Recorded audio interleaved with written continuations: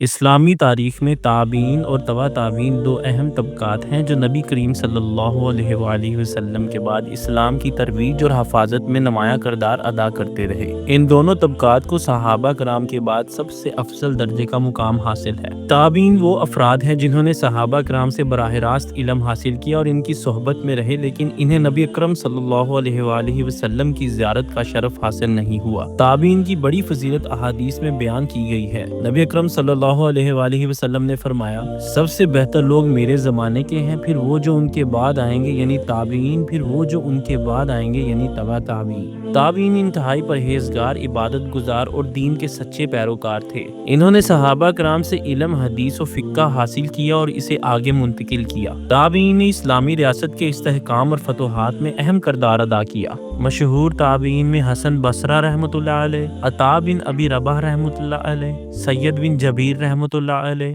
محمد بن سیرین رحمۃ اللہ علیہ اور امام ظاہری رحمۃ اللہ علیہ جانے جاتے ہیں۔ تبع تابعین وہ افراد ہیں جنہوں نے تابعین سے علم حاصل کیا اور ان کی صحبت میں وقت گزارا مگر صحابہ کرام کو نہیں پایا۔ تبع تابعین بھی امت کے برگزیدہ افراد میں شمار ہوتے ہیں کیونکہ انہوں نے دین کو تابعین سے حاصل کر کے آگے منتقل کیا۔ مشہور تبع تابعین میں امام ابو حنیفہ رحمۃ اللہ علیہ، امام مالک رحمۃ اللہ علیہ، امام سفیان ثوری رحمۃ اللہ علیہ اور امام عبد الرحمن اوزاع رحمۃ اللہ علیہ شامل ہیں۔ حدیث کی تدوین میں تابعین اور تبع تابعین کا بنیادی کردار ہے۔ فقہ اسلامی کی بنیاد انہی کے ذریعے مضبوط ہوئی۔ امت کو قرآن اور حدیث کی صحیح تعلیم پہنچائی، دنیا بھر میں اسلام کی دعوت کو عام کیا۔ یہ عظیم ہستیاں ہمارے لیے مشعل راہ ہیں جن کی زندگیوں سے ہم تقوی، علم اور دین کی خدمت کا درس حاصل کر سکتے ہیں۔ اسلامی فقہ کے چار بڑے مکاتب فکر کے بانی امام ابو حنیفہ رحمۃ اللہ علیہ، امام مالک رحمۃ اللہ علیہ، امام شافعی رحمۃ اللہ علیہ اور امام احمد بن جنبر رحمۃ اللہ علیہ ہیں۔ یہ سب تبع تابعین میں شامل تھے اور ان کی تعلیمات آج بھی امت مسلمہ کے لیے مشعل راہ ہیں۔ امام ابو حنیفہ کی ولادت 80 ہجری میں کوفہ میں ہوئی اور آپ نے 150 ہجری میں وفات پائی۔ آپ نے براہ راست تابعین سے علم حاصل کیا، جیسے حضرت عطا بن ابی رباح رحمۃ اللہ علیہ، نافع رحمۃ اللہ علیہ، امام شعبی رحمۃ اللہ علیہ اور خاص طور پر حضرت حماد بن ابی سلیمان رحمۃ اللہ علیہ سے فقہ پڑھی۔ آپ کے شاگردوں میں امام ابو یوسف رحمۃ اللہ علیہ، امام محمد رحمۃ اللہ علیہ اور امام ظفر رحمۃ اللہ علیہ شامل ہیں۔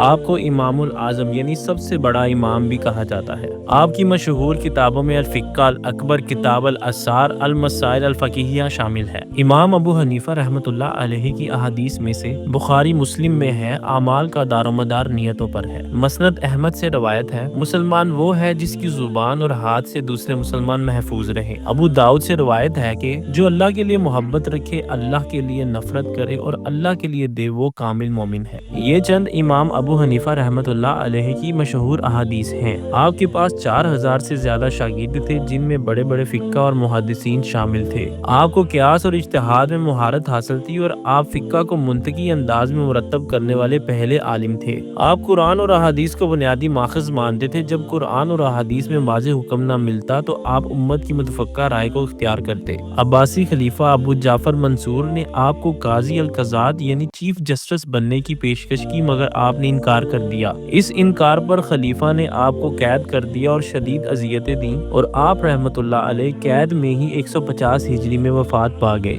دوسرے امام مالک رحمۃ اللہ علیہ 93 ہجری میں مدینہ میں پیدا ہوئے اور آپ نے 179 ہجری میں وفات پائی۔ آپ نے تابعین سے علم حاصل کیا، خاص طور پر نافع رحمۃ اللہ علیہ اور ابن شہاب ظاہری رحمۃ اللہ علیہ سے۔ آپ کو شیخ الاسلام اور امام دار الہجرت بھی کہا جاتا ہے کیونکہ آپ مدینہ میں مقیم رہے۔ امام شافعی رحمۃ اللہ علیہ، امام محمد رحمۃ اللہ علیہ آپ کے شاگرد تھے۔ مدینہ میں آپ کا حلقہ درس بہت مشہور تھا جہاں ہزاروں شاگرد پڑھتے تھے جن میں امام شافعی رحمۃ اللہ علیہ بھی شامل تھے۔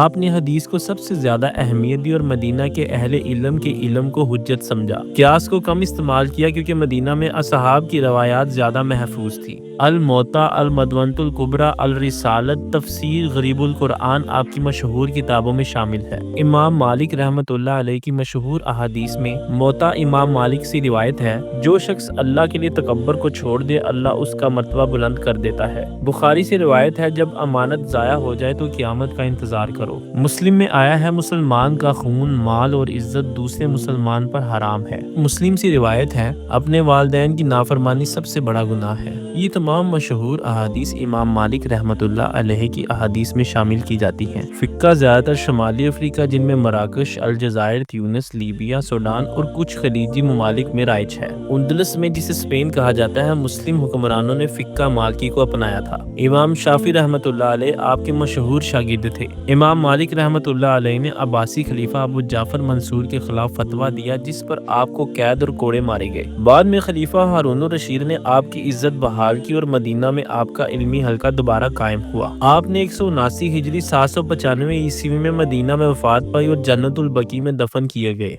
तीसरे मशहूर इमाम शाफी रहमतुल्लाह अलैह, जिनका पूरा नाम मोहम्मद बिन इदरीस अल शाफी रहमतुल्लाह अलैह है। आप 150 हिजरी में गजा में पैदा हुए और 204 हिजरी में वफात पाई। आपने इमाम मालिक रहमतुल्लाह अलैह, इमाम मोहम्मद रहमतुल्लाह अलैह और दीगर उस्ताद से इल्म हासिल किया। आप असूल फ़िक़्ह के बानी समझे जाते थे और आपने इज्तिहाद के असूल मुरतब किए। आप रहमतुल्लाह अलैह के शागिर्दों में इमाम अहमद बिन जंबल शामिल हैं। आपके मशहूर कुतुब में अर-रिसालत, किताबुल आम और दीवान अल आम अल शाफी शामिल है। इमाम शाफी रहमतुल्लाह अलैह की मशहूर अहादीस, जिनमें मुस्नद शाफी से रवायत है, लोगों पर रहम करो ताकि तुम पर अल्लाह की रहमत हो। इब्ने माजा से रवायत है, सबसे बेहतर इंसान वो है जो दूसरों को नफा पहुंचाए। इसी तरह दारमी में आया है, कुरान बेहतरीन कलाम है, जिससे मोहब्बत करोगे अल्लाह तुम्हें इज्जत देगा। ये तमाम मशहूर अहादीस शामिल है। फ़िक़्ह शाफी ज्यादातर मिस्र, यमन, इंडोनेशिया, मलाइशिया, शाम और बाज़ खलीजी ममालिक में राइज है। फ़िक़्ह शाफी में इज्तिहाद की खासी गुंजाइश है, जिसकी वजह से कई इल्मी मसाइल में ये ज्यादा काबिल अमल समझा जाता है। चौथे इमाम अहमद बिन जंबल रहमतुल्लाह अलैह हैं। आपकी पैदाइश 164 हिजरी 780 ईस्वी में इराक के शहर बगदाद में हुई।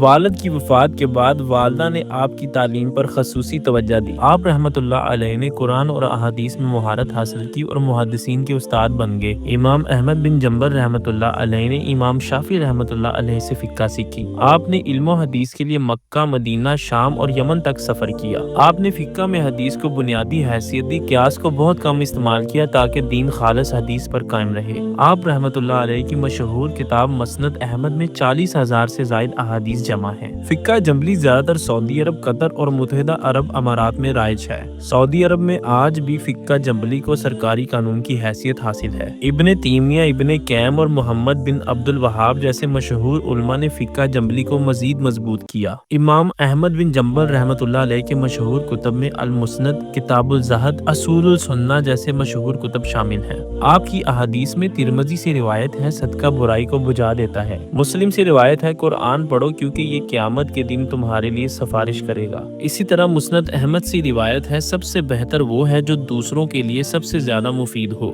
इसी तरह आपकी मशहूर अहादीस में एक और मशहूर अहादीस, नमाज दीन का सतून है, जिसने इसे कायम किया उसने दीन को कायम किया, तिरमिज़ी से रिवायत। अब्बासी खलीफा मामून रशीद ने जब खल्के कुरान का फितना खड़ा किया तो आपने इसकी सख्त मुखालफत की। आपको 2 साल तक कैद में रखा गया और शदीद तशद्दुद का निशाना बनाया गया, मगर आप अपने मौक़िफ़ पर खड़े रहे। इमाम अहमद बिन जंबल रहमतुल्लाह अलैह ने 241 हिजरी 855 ईस्वी में बगदाद में वफात पाई। ये चारों इमाम इस्लामी शरीयत के सतून हैं और हर एक ने अपनी फ़िक़्ह और इज्तिहाद के जरिए उम्मत मुसलमा की रहनुमाई की। आज भी इनके मुकातबे फ़िक्र पूरी दुनिया में राइज हैं।